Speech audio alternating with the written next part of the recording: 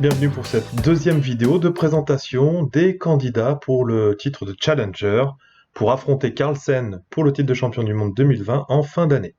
Voilà, hier on avait vu Wang Gao, aujourd'hui on va essayer de jouer comme Anish Giri.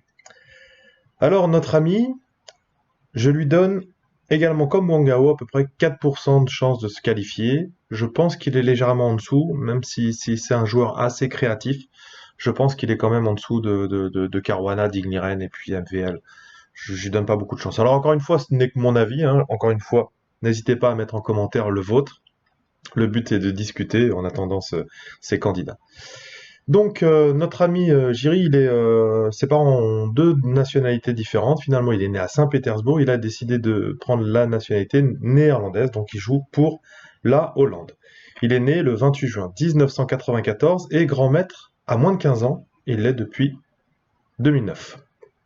Il a remporté le championnat d'échecs des Pays-Bas à 4 reprises, 2009, 2011, 2012, 2015. Sa qualification pour le tournoi des candidats, il l'a gagné avec la meilleure moyenne des classements Elo mensuels de février 2019 à janvier 2020. Donc ça avait fait râler un petit peu MVL parce qu'il devait jouer, je crois, l'Open de l'île de Man au début, et puis il a vu que s'il perdait des points, c'était peut-être MVL qui passait devant. Toujours est-il qu'il n'a pas joué ce tournoi, et il a eu raison, hein. Chacun se joue avec ses moyens du bord pour se qualifier. Toujours est-il que MVL avait fait second de cette moyenne des classements Elo. Mais au final, on l'a vu, cette moyenne, cette deuxième place en moyenne des classements Elo a permis d'être le premier remplaçant, et il a pu remplacer Temur Rajabov.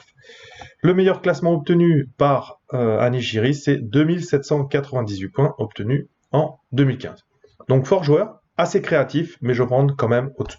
Donc on va voir une partie d'échecs rapide qu'il a joué contre Morozevich tout de suite, et puis vous allez essayer de jouer comme Anish Giri.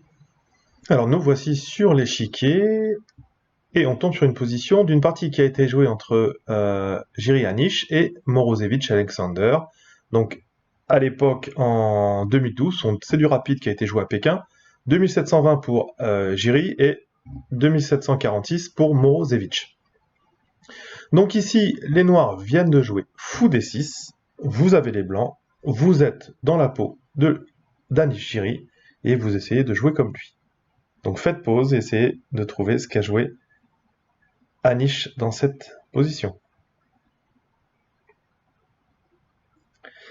Alors ici à l'analyse, plusieurs coups semblent corrects, donc voilà, l'idée c'est de trouver ce qu'a joué Anish dans cette position, et il a joué cavalier prend F7.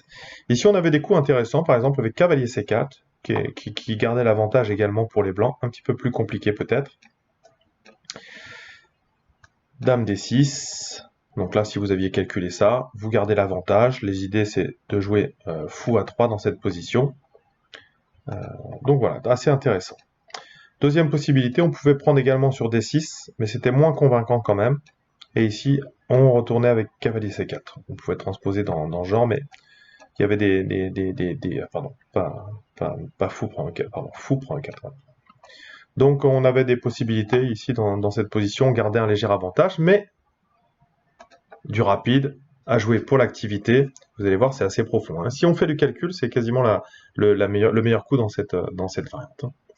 Roi prend F7, D prend E6, tout ça c'était calculé, hein, bien sûr. Vu que c'était facile, ce sont des échecs. Roi E8. Mais là, maintenant, c'est un petit peu plus difficile ce qu'il faut trouver comme coup. Ici, et l'ordinateur d'ailleurs se plante.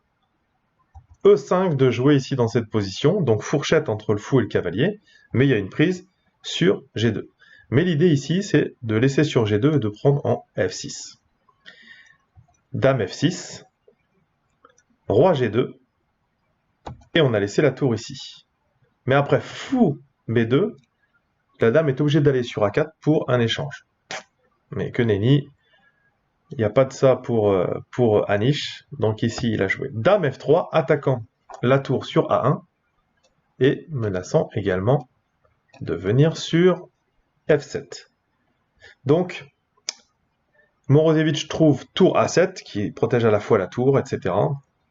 Ici, c'était un coup plutôt difficile à trouver, c'était Dame C2, toujours difficile à trouver en rapide. Mais après tour A7, et bien ici, on a eu tour C1, très bon coup de la part d'Anish ici dans cette position. Voilà, tout simplement, on menace de rentrer sur la 8e, et le seul coup, c'est roi E7, et on mate avec dame F7. Donc, roi D8, fou F6, donc super beau coup ici de la part d'Anish-Giri. Plus qu'une seule possibilité, bien sûr, si on prend sur F6, voilà, on n'a que tour E7 et on vient croquer l'autre tour. Donc il y a encore un petit peu de matériel d'avance, mais ce n'est pas fini. Ici, la tour, hein, on prend bien les cases de fuite, donc tour E8. On revient sur F6, fou E7 par exemple, dame E5. Le cavalier maintenant est attaqué. Et en fait, on n'a pas beaucoup de possibilités de le défendre. Par exemple, ici sur tour, on prend même dame D5, fou D6, dame prend roi C6, et puis ça tombe derrière. Donc grosse activité. Donc impossible de prendre sur F6. Donc fou E7. Dame D5 échec. Cavalier, donc on est obligé de resacrifier une pièce. Mais là, la force tranquille. Fou D4 ici. Vient attaquer la tour. Et puis on récupère, on enlève notre fou qui est attaqué. Ici le meilleur coup c'était dame prend, mais après tour D7. Ici, tour A8, on avait un mat en 3. Cavalier B8. Prise. Et ici, dame, finalement, la tour C1. Donc très bon coup avec tour C1. Donc, pour jouer comme Giri ici, c'était cavalier prend F7 ici, qui donne beaucoup d'activité. Hein. C'est pas un gain décisif ici, mais voilà, sur du rapide, c'était un coup très pratique, très pragmatique de la part de Giri dans cette position. Et ici, à jouer de manière très efficace après E5, dégagement ici, fou G2, on vient prendre sur F6. Roi G2, on laisse la tour, la qualité pour le moment, mais on oblige la dame un petit peu à s'excentrer. Dame F3, on vient attaquer les faiblesses dans le camp des noirs. Tour A7 qui semble défendre les deux faiblesses, mais le coup c'était Dame C2 qui était difficile à trouver. Tour A7 semble tellement naturel, pour un humain en tous les cas. Tour C1, extrêmement bon coup, qui vient gérer et puis qui vient créer un réseau de maths. Hein. Malgré ici le désavantage matériel d'une tour dans cette position, il y a tellement d'activité et le roi est au centre des noirs et est tellement en insécurité qu'ici la position est gagnante pour les blancs. Encore faut-il finir. Fou F6, très bon coup. Fou E7, dame D5 échec, obligé de redonner un petit peu de matériel.